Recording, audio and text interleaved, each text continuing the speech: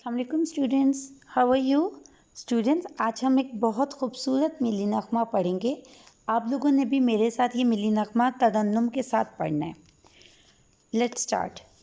सोहनी धरती अल्लाह रखे, कदम कदम आबाद, कदम कदम आबाद तुझे, कदम कदम आबाद। तेरा हर एक ज़र्रा हमको अपनी जान से प्यारा, तेरे दम से शान हमारी, तुझसे नाम हमारा। जब तक है ये दुनिया बाकी, जब तक है ये दुनिया बाकी, हम देखें आज़ाद तुझे, हम देखें आज़ाद तुझे।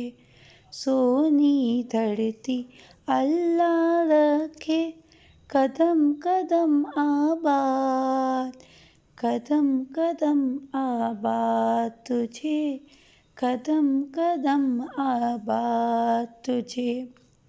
तेरा प्यारी सज तज पे हम वारी वारी जाएं, आने वाली नस्लें तेरी अज़मत के गुन गाएं।